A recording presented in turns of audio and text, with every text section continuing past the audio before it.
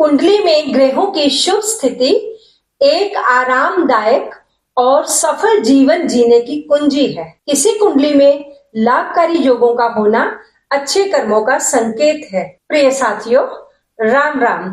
कैसे हैं आप? आशा करती हूँ कि आप सभी सुखी होंगे, स्वस्थ होंगे और खुश होंगे। मैं वीना कपिल ज्योतिष क्योरी चैनल पर आपका हार्दिक स्वागत करती हूँ। आज हम दो शुभ योगों पर विचार करने वाले हैं, अमला राजयोग और वसुमती राजयोग।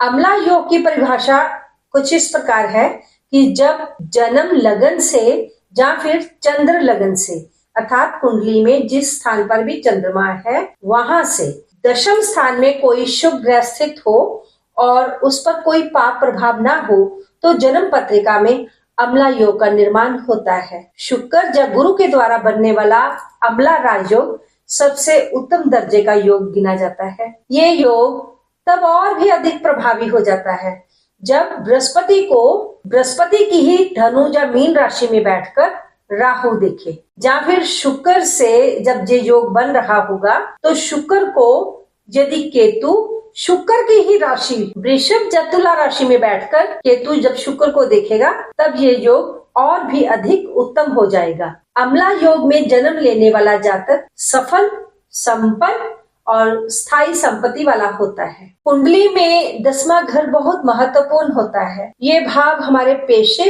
और करियर का घर है। इसलिए यदि किसी कुंडली में कोई शुभ ग्रह यदि 10वें भाव में होता है तो वह अमला कीर्ति योग का निर्माण करता है। ये योग बुध, शुक्र और गुरु से बन सकता है। यदि किसी जातक की कुंडली में चंद्रमा से या लगन से 10वें भाव में बृहस्पति स्थित होगा तो व्यक्ति अच्छा वक्ता, दूरदर्शी नेता बन सकता है जिसमें ज्ञान की प्रचुर मात्रा होगी।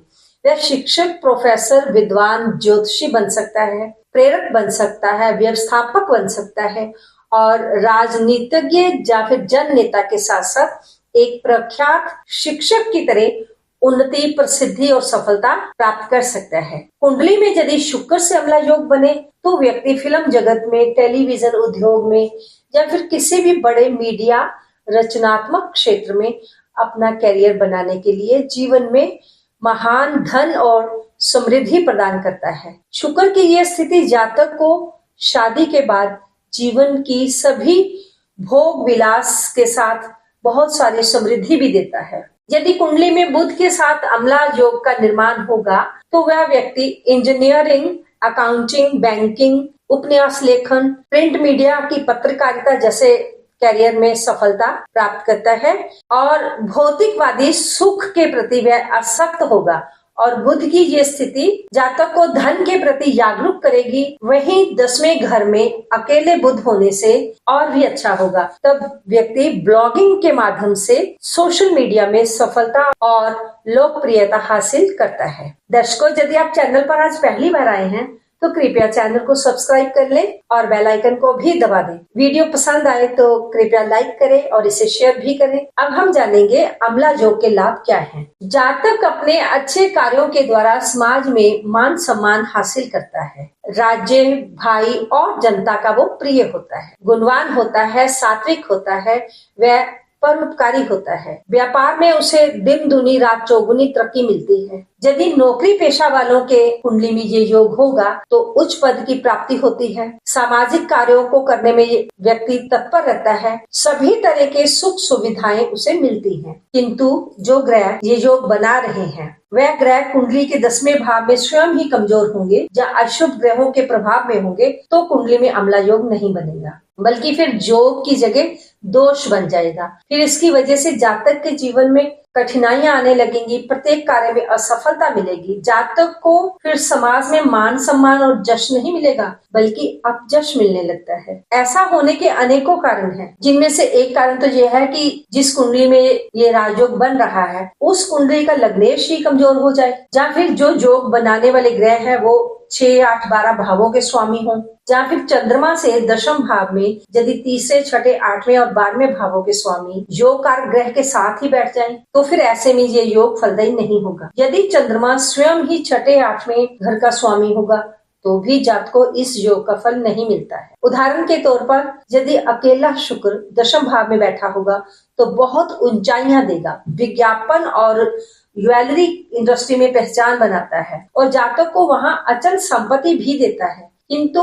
इसी शुक्र के साथ यदि चंद्रमा भी बैठ जाए तो जातक का मन अस्थिर हो जाएगा, वह कोई भी काम समय पर नहीं कर पाएगा, कार्य क्षेत्र में प्रमोशन और इंक्रीमेंट भी रुक जाएंगे और ऑफिस में मानसिक दबाव बन सकता है। तब ऐसे में ये दोष के रूप में सामने आएगा। एक और योग है, वो भी बहुत उत्तम दर्जे का राजयोग है, उसका नाम है वसुमती राजयोग। लगन से या चंद्रमा से, इन चारों उपचय भावों में यदि शुभ ग्रह हैं, पहले जान लीजिए कि 4 भाव कौन से हैं। ये 4 भाव हैं, तीसरा भाव, छठा भाव, 10वां भाव या 11वां भाव। यदि इन चारों भावों में शुभ ग्रह होंगे तो वसुमती नाम का योग बनेगा। इस योग में जन्मा जातक विपरीत से विपरीत परिस्थितियों को अपने पक्ष में करने वाला होता है। वह अपने हक में कर लेता है, अपने भाग्य को वो बदल देता है। वह व्यक्ति गुणवान होता है, चरित्रवान होता है, भूमि, भवन, वाहन इत्यादि सभी सुखों को पा लेता है। जातक अपने जीवन काल में राजा जैसे सुखों को भोगता है। कृपया कमेंट के माध्यम से बताएं कि ये वीडियो आपके लिए कितनी लाभकारी है। आज के लिए बस इतना ही। मिलती हूँ एक नई जानकारी के साथ।